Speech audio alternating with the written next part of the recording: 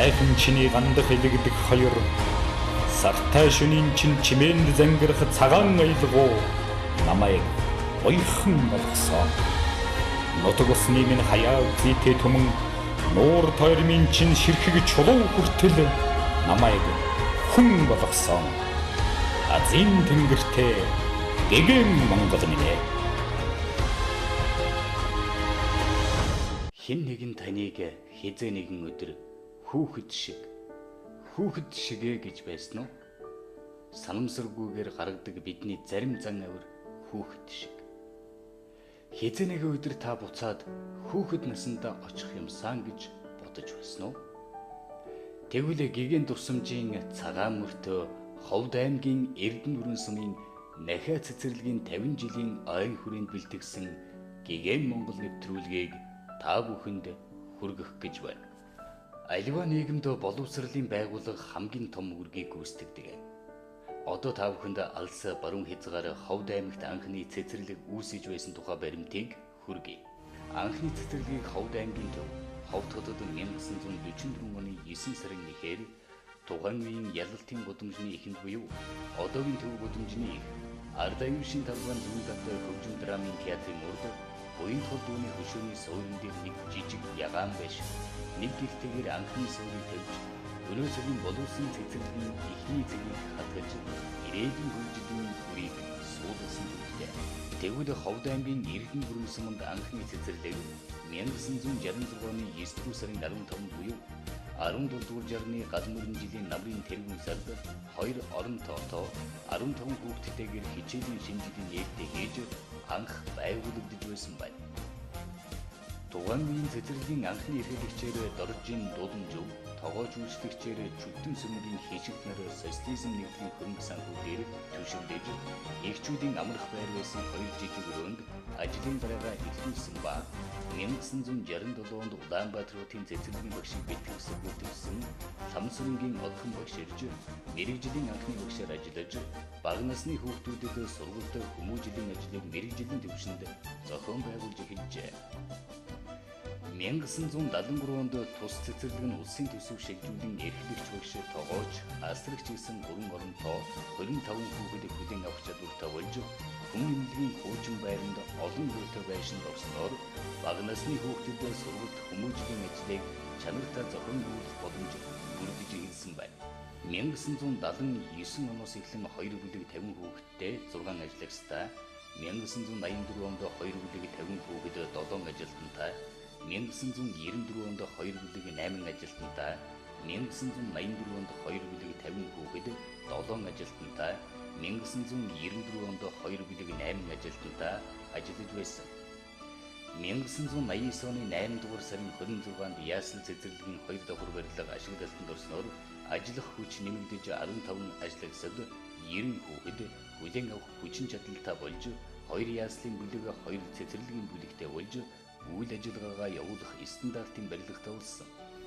1999 оноос үндсэн 3 бүлэг, ээлжийн 1 бүлэг, хөдөөгийн багуудад гэр цэцэрлэгийг ажилуулж эхэлжээ. Ингэж тус суманд бага насны хүүхэдүүдийг хөгжүүлж хүмүүжүүлэх ажил зохион байгуулалттайгаар дистаралалтайгаар хөгжиж, энд ажиллах боловсон хүчин хамрагдах хүүхдийн тоо хүүхэд хөгжиж, суралцах таатай орчин зүйн жилээс жил ирэх тусам сайжирсаар, өргөжсөөр бэгжсээр байгаа юм байна. Хэдийгээр тус цэцэрлэгийн хөгжил түүх нь засаг захиргаа ард түмний амьдралын бололцоо, ажиллах боловсон хүчний нөөц, төсөв мөнгөний гачаадал, зах зээлийн эдийн засгийн харилцааны шилжих үе, дулаан халаалтын асуудал, тулгамдах зэрэг олон янзын бэрхшээл хүндрэл тулгарч байсан хэдий ч тухайн үед ажиллаж байсан үе үеийн удирдлага ажлагчид сэтгэл нэгтэйгээр оюун ухаанаа уралдуулан энэхүү зүйлийг ажилгүйгээр даван туулж өнөө хүртэл хөгжүүлсээр ирсэн түүхтэй юм. Тэгвэл Ховд аймгийн Эрдэнэ бүрэн сумын Нахиа цэцэрлэгийн 50 жилийн ой энэ жил тохиож байгаа бөгөөд налгар намрын дэлгэр өдрүүдэд ойгоо тэмдэглэхээр болоод байгаажээ.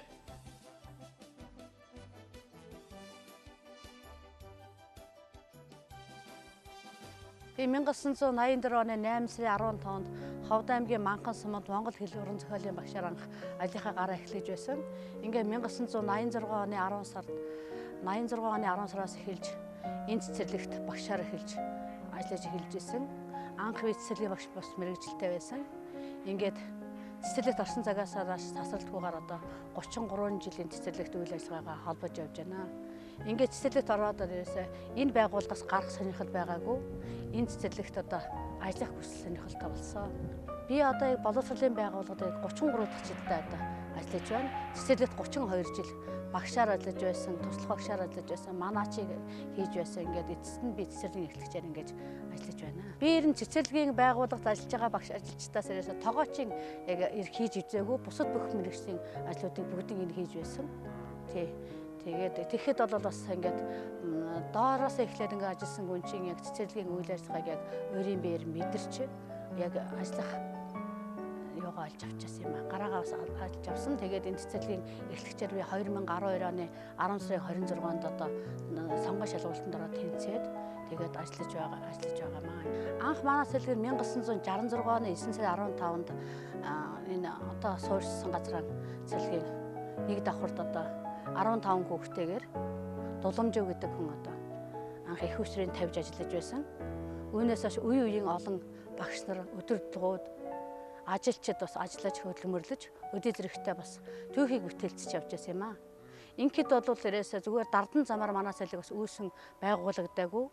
Зах зээлийн үе, социализмын үе, мөнгөтэй мөнгөгүй, галгаатай галгаагүй гэх мэтийн олон саад давааг бол давж өнөөдрийг ботлог хөгжүүлж өнөөдрийг ботлын 50 жилийн түүхийг бүтээлцэж ингэж сайхан хөгжүүлж ирсэн зах зээлийн нийгэмд ч гэсэн ингэж хөгжүүлээд одоо ингээд яг улс нийгмийн хөгжиж байгаа сургуулийн өмнөх боловсролын байгууллагыг өдөө зэрэгтэй хөгжүүлэн байгуулцаа ингээд энэ багш ажилчид бол манай цэцэрлэг нь 2 давхар байшинтай тийм 4 бүлгээр боломжийн хүүхдүүдийг хөгжүүлж хүмүүжүүлэх тийм зорилготой ажилладаг. Өнөөдрийн байдлаар бид 75 хүүхдийн ортоотоогоор 14 ажилчны ортоотоогоор ингээд үйл ажиллагаа явуулж байна. Хөдөөгийн 4 багтаа бас сургуулийн өмнөх боловсролын байгууллагад сургуулийн өмнөх боловсролын олгох зорилгоор хөдөөгийн багуудад 4 явуулын багшийг ажилуулдаг. Иймэрхүү байдлаар үйл ажиллагаа явуулж байна. За манай цэцэрлэг одоо сургуулийн өмнөх боловсролд бол 176 хүүхэд хамрагдах ёстой сургуулийн өмнөх боловсролын байгууллагад энийг бараг 100%. За нэг 95-6 орчим хувийг бид нар сургуулийн өмнөх боловсролын байгууллагад хамруулдаг. Ямарваа нэгэн хэлбэрээр хөвлөлт болоо тахимаар. За ингэж хамруулаад яагаад нөгөө 3-4% хамрагдгүй гэхээр бас сум орны байдаг хүмүүс нь Улаанбаатар хотод Дархан хотод шилжиж явцсан байгаа хүүхдүүд нь бол яг ингэж тэр мэдээ тоод бол ордоггүй юм бас байдаг л та. Тэгэхээр нэг багт болохоор ойролцоогоор ерөөс хамгийн бага ангид л одоо нэг гэр ажиллаа гэхэд 20 хүүхэд хамгийн доод тал нь тэгэл 40 хүүхэд хүртэл хамрагддаг шүү дээ. Ачаал бол тань тэр хөдөө орон нутгад бол энэ Ховд аймгийн хэмжээнд дээрээсээ тэр цэцэрлэгт очрлох гэдэг асуудал ерөөсөө бараг байдаггүй шүү. Ерөөсөө цэцэрлэг бүгдийн хаалга бол нээлттэй. Хүүхдүүдийг бол энэ цэцэрлэгт хамруулах, оролцуулах тийм бол бүрэн боломжоор бол хангагдсан. За манай хамт олон бол бас үе үеийн хамт олнууд бас их сайхан хамт олнууд бас байсан. Энэ түүхэн 50 жилийн явд бол үе үеийн хамт олнууд бас их сайхан ажилласан. Би залуу үедээ ажиллажсэн, дунд үедээ ингээд ажиллаж байсан. Ингээд их сайхан хоорондоо эвсэг яг нэг гэр болцсон, зовлон жаргадаа хамт хуваалцдаг, ядарсан зүдэрсэн бас нэгэндээ тусалдаг, яг аав ээж ах トゥ шиг болцсон байгаа. За одоо энэ түүхэн жилийн ойд ямар хамт олон ажиллаж байна вэ гэхэд манай хамт олон бол залуу үе, дунд үе, ахмад үе гэсэн ийм 3 үеийг хамарсан ийм ажилчид ажилдаг. Манай байгууллагад ажиллаж байгаа нийт багш ажилчдын 75% нь бакалавраас дээш боловсролтой ийм ажилчид ажилладаг. Ер нь эвсэг хамт олон, зовсон, жаргалсан, сайхан баяр цэнгэлээ бол хуваалцдаг ийм сайхан эвсэг хамт олон. Ер нь цэцэрлэгийн багш мэргэжил чинь бас бусдаас онцлогтой шүү дээ. Сургуулийн багш нар энэ ихтэй сургуулийн багш нарыг бодоход их энэ тийм дандаа тийм хөөрхөн хүүхдүүдтэй ажилдаг, хөөр баясалтай ажилдаг, ирээсээ тэр уурлах, гомдох юм байхгүй. Тэгэл дээрээсээ яа хүүхдүүд яг бага насны хүүхэд ямар байдаг, цэцэрлэгийн багш ажилчид ирээсээ яг цэцэрлэгийн багш хүүхдүүд чиглэл юм байдаг шүү дээ. Нийслэл Улаанбаатар хот аймгийн төвийн цэцэрлэгийн багшид утга сумдын багш нар чинь бас харьцангуй бас бусад багш нараас бас өөр шүү дээ. Хөдөө орон нутгийн боловсролын байгууллага суурин газрын боловсролын байгууллагаас олон талын ялгаатай. Жишээ нь сум суурингийн цэцэрлэг малчтын хүүхдүүдэд сургуулийн өмнөх боловсрол эзэмшүүлэхийн тулд гэр цэцэрлэг зуны цагаар багтан очиж ажилуулж тэдэнд боловсрол олгохын төлөө шармай. Ингэхдээ Монгол уламжлалт нүүдлийг хийж машин тэрэгээс саатах, зарим бартаа сааттай замд тэмээгээр нь хүйж таардаг байна. Сайхан чиний гандах илэгдэх хоёр сартай шөнийн чин чимээнд зангирах цагаан аялгуу намайг ойрхон болгосон. Тэгэхээр энэ боловсралтай газар ажилладаг, төв суурин газар ажилладаг хүүхдүүдийн хөгжилчин арай бидний хөдөөгийн хүүхдүүдээс болоход төлхөө их хөгжсөн байдаг. Жохо манай ажиллаж байгаа хөдөөгийн багш нарууд бол одоо ингээд танхимаар хүүхдийг сургахаас нь бас явуулын багш нарын сургалтанд хамруулдаг, ээлжийн бүлэгт хамруулдаг, гэр цэцэрлэгээр хүүхдийг сургаж хөгжүүлэх юм үйл ажиллагаа бас биднэрт бас тулгарч байдаг л да. Тэгвэл танхимаар бол бид цэцэрлэг дотроо хөгжүүлчихэд зуны амралтынхаа цагт бид нар бол амрах тийм амардаггүй гэр цэцэрлэгээр нүүж явдаг. 1995-96 оны үед одоо анх хөдөөгийн багуудад гэр цэцэрлэгийг ажиллаж эхэлж байсан юм. Тэгэхэд бол бид нар бол тэмээгээр нүүдэг байлаа. Гэрээ ачаад өөрийнхөө жижигхэн хүүхдүүдийг морин дээр дүүрээд манлинаа хажууталтаа ганцаглаад хүүхдийнхээ тоглоомыг уутанд хийгээ ганцагдаад ингээд тэмээн дээр хөтлөөд ингээд явж очиж байсан. Ингээд бас манай Эрдэнэ суманд цам баруун уул гэдэг өндөр уул байдаг. Энэ 4800 гаруйтай километр өндөр. Энэ уулын өрөөдөө цас цамбарын өртөдөө би 10 жил өөрийн биеэр очиж гэр цэцэрлэгийг ажиллаж байсан. Тэнд тэгэж явхад бол бас яг шууд машинаар яваад очтгүй. Замдаа машинд буучаад тэрийг морин дээр бүх юмудаа ганцгалаад хүүхдээ дүүрээд усаар гатлаад явганаар ингээд явж ясан тийм төвхүүд байдаг байсан. Шууд гэрээг одоо сумаас одоо 110 гаруйтай километр хол байдаг манай сумаас. Тэгэхээр тэнд болохоор очихоор бид нар майханд анх удаа гэр цэцэрлэгийг аваад намаржин багийн хүүхдүүдийг одоо сургуулж хөгжүүлж хүмүүжүүлж ингэж анх хэлж анхан шатны мэдлэгийг одоо суурийг одоо олгож байсан юм төвхтэй байгаа бол да. За энэ бол манай гэр цэцэрлэгээр ажиллах танхимаас бас аргагүй л да. Тэр бол зөв зүйтэй асуудал байна. Ингээд ажиллахад бол танхим гэдэг чинь маш их том дөрвөлжин байшин дотор ажилладаг. Гэрт ажиллана гэдэг чинь бас төсөөлөгдөхгүй байгаа хэл та. Дотор талд нь яндангаа 100 яндангаа зооцсон, дотор нь тогооч нь хоолой хийж гэн. Тэнд нь ажиллаж байгаа багш наруудад хүүхдэд боловсролыг олгох, хүүхэд нэгүрийн хөгжүүлэх, сургууль хөгжүүлэх ажлыг бол зохион байгуулдаг. Энэс яг л цэцэрлэг танхимаар яаж хөгжүүлж хүмүүжүүлэх үйл ажиллагаа зохион байгуулдаг. Хөдөөгийн багт ажиллаж байгаа багш нар маань яг ялгаагүй энэ үйл ажиллагаа зохион байгуулдаг. Хэдий бага талбайч гэсэн яг хүүхдүүдэд өгөх ёстой боломжоор бол үйл ажиллагааг зохион байгуулдаг. Баг урт очиж ажилладаг. Ер нь жил болгон ингээ баг урт ажилладаг. Өнөө жил гэж яхад бид нар шургагад элчин болог гэдэг газар очиж ажилласан, хонгоо бахад очиж ажилласан. Ийм байдлаар бол баг уртадаг. 5 сард болохдоор ховдын голдоо ороод манай Эрдэнэт ховдын гол гэдэг сайхан газар байдаг. Тэр голдоо очиод Баянгол огийн ард иргэдийн хүүхдүүдийг сургуулийн өмнөх боловсролд хамруулдаг. Ингээд жил болгон ингэ уламжил болсон үйл ажиллагаа.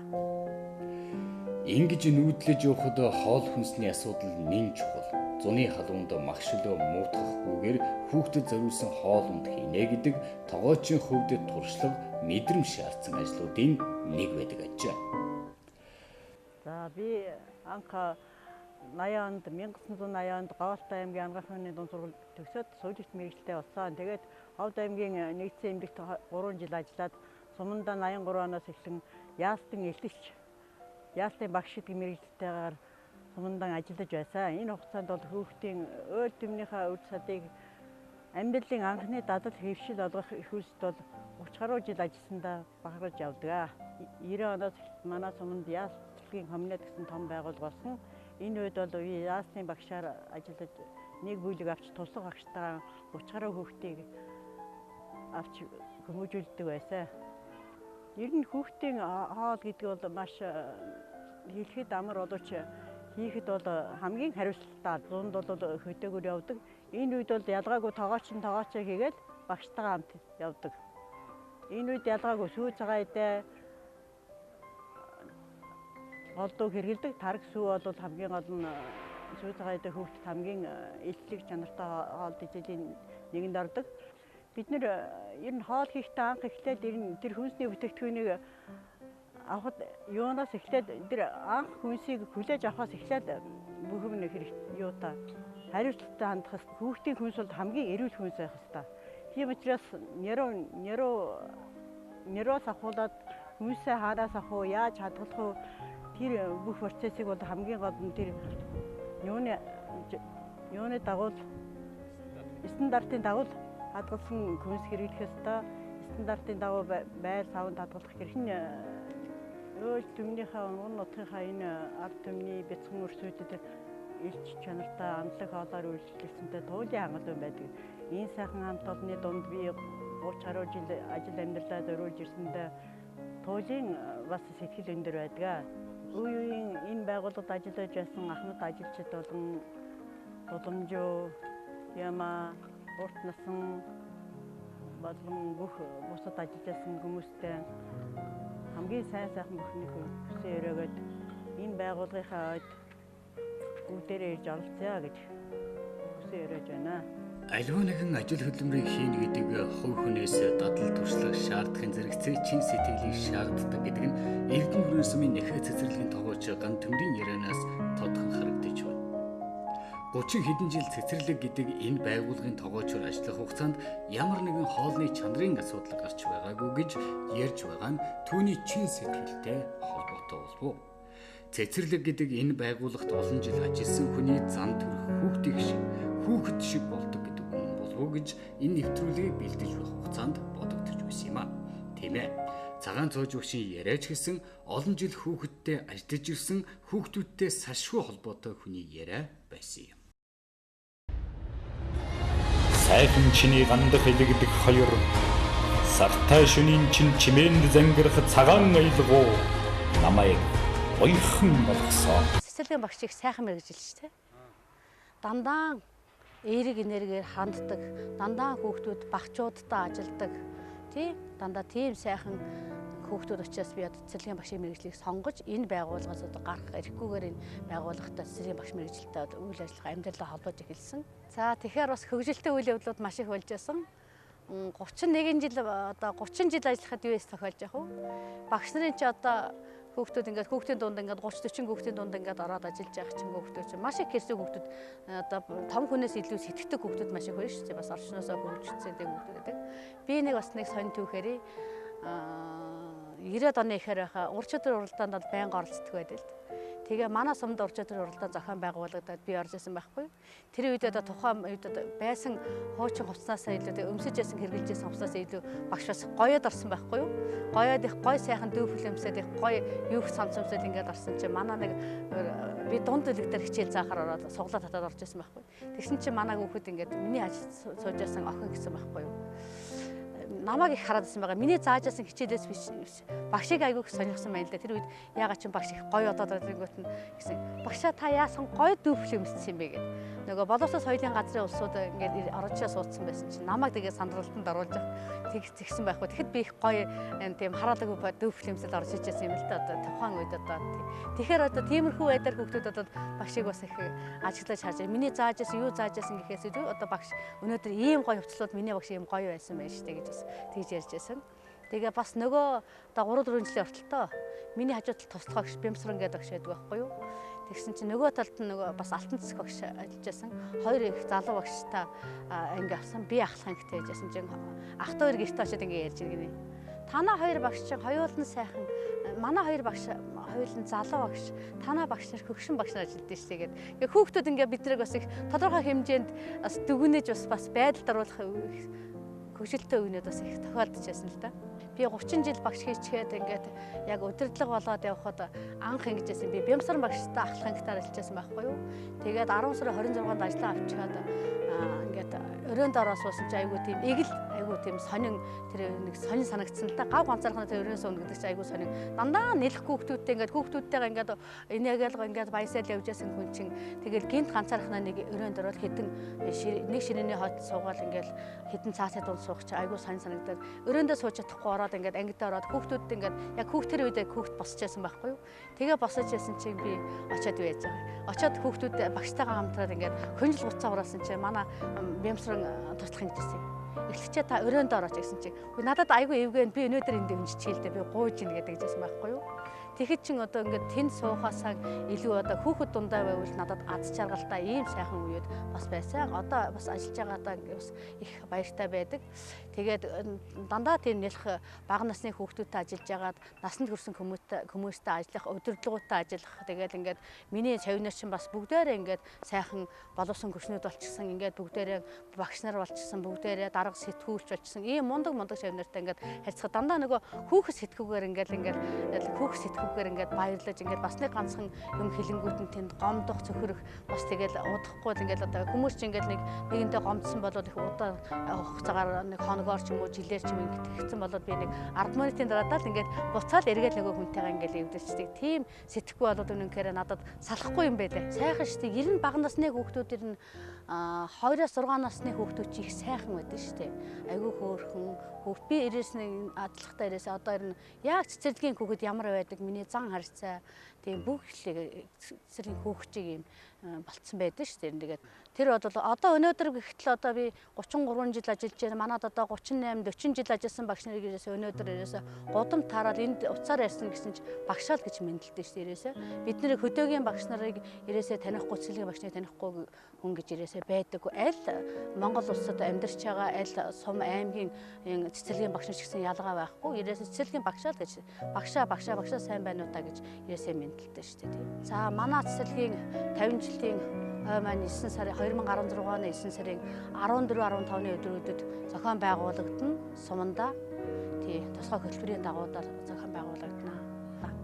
За энэ түүхэн 50 жилийн тохиолдох урталд бид нар 2 жилийн урдаас энэ 50 жилийг тэмдэглэхийн тулд бас багш ажилчдаар хэлж сумын удирдлагуудаа хамтарч ингээд зохион байгуулж явж байгаа. 100 гаруй ажлыг төлөвлөсөн. Тэгээ яг өнөө жил 2016 онд энд болохоор бид нар яг 50 ажлыг зохион байгуулсан. 50 ажил ирээсээ бараг 100% биелэгдэж байгаа. Тий. Гадна татлын тогтчлтыг бол хамгийн нэгдүгээр тавигдсан бид нар. Тэгээ сумын орон нутг хөгжүүлэх сангаас биднийг бас үйл ажиллагааг дэмжиж гадна талын орчин бол хүүхэд тоглох, наадах, таатай орчин бол бүрэн бүрдсэн. Дотоод талын тогтчт бол бүрэн тогтсон. Ингээд 2015 оны 9 сараас сургуулийн өмнөх боловсролын цөм хөтөлбөр улсын хэмжээнд ингэж хэрэгжиж байгаа. Тэний хэрэгжүүлэхийн тулд бид нар бас тэр байгууллагын дотоод гацаад орчинг нь тогтжуулах тал дээр бид нар бол нэлээд их анхаарлыг тавьсан. Шинжлэлийн засгийн газар одоо боловсролын яамнаас зохион байгуулж байгаа ажлын хүрээнд бол хүүхэд нэгүрийн хөгжлийг бол дэмжих талын асуудлыг бол их төлхөө тавигдж байгаа. Энэ тал дээр бол хүүхэд нэгүрийг хөгжүүлэх, ном авиас хөтөлбөрийн хүрээнд, багшийн хөгжлийн хүрээнд бол зохион байгуулагдсан ажил бол ирээсээ нэлээд хэмжээнд зохион байгуулалтыг хийгдсэн. Манай сумын үед харьцангуй боловсон хүч нь маш их сайхан элбэг байдаг. 90 сургууль суралцсан, цэцэрлэг сургуулиар дамжсан хүүхдүүд бол ирээсээ бүгд боловсон хүчнээр бол хангагдсан бүрэн мэдлэгтэй, чадвартай, ийм сайхан шавнартай шүү дээ. Ер нь ийм сайхан иргэнийг төрүүлдэг ард түмэн манай ард түмэн. Ер нь аль аймаг суманд Монгол улсын аль өнцөг бүрэндэнд манай эрдэнэний харьяатаа манай эрдэнээр дамжаагүй, сургууль зэрлэгээ дамжаагүй хүүхдүүд ирээсээ байхгүй. Бүгд чадвартай ийм боловсон хүчнүүд байдаг л да. Боловсон хүчний асуудлыг яаж шийдвэ гэхээр ирээсээ бас хөдөө орон нутгад тутмаг юмнууд их байна. Тэнд хөдөөдөд нь очих залуучууд их ховор байдаг. Яагаад гэвэл залуучуудын сэтгэхгүй нас төв орнлогоон бас суурших тийм сонирхолтой болсон. Хөдөө дээр аслагдсан сум багт одоо ажиллахад очих тийм залуучууд их ховор болоод байна шүү дээ. За манай сумыг зориод, манай цэцэрлэгийг зориод очих залуу боловсон хүчин байвал бид нар энэ аслагдсан суманд ажиллаж байгаа байгууллагууд, удирдлагууд бол ирээсээ дуртай яаж зөвшөөрч манай цэцэрлэгийн байгууллагад ажиллаж байсан, суралцж байсан үе үеийн шавнар, үе үеийн удирдлагууд, үе үеийн багш ажилчид одоо байгууллагынхаа 50 жилийн ойн баярын мэндийг хуваасаа болон цэцэрлэг сурч хөгжиж хүмүүжиж байгаа нийт шавнар, тэнд ажиллаж байгаа нийт багш ажилчдын нэрийн өмнөөс бас 50 жилийн баярын мэндийг хүргэж байна. Ингээ бас бид нартай сэтгэл санаагаараа нэгдэж бид нартай хамтарч ажиллаараа гэдгийг уриалж байна.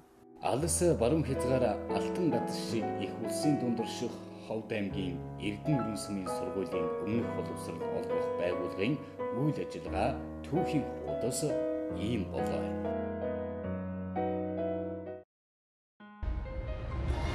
Сайхан чиний гандах илэгдэх хоёр сартай шөнийн чин чимээнд зангирах цагаан аялгуу намайг ойрхон болгосон. Нутаг усны минь хаяа үзийтэй түмэн нуур тойрмын чин ширхэг чулуу хүртэл намайг хүн болгосон. Азийн тэнгэртэй гэгэн Монгол минь ээ.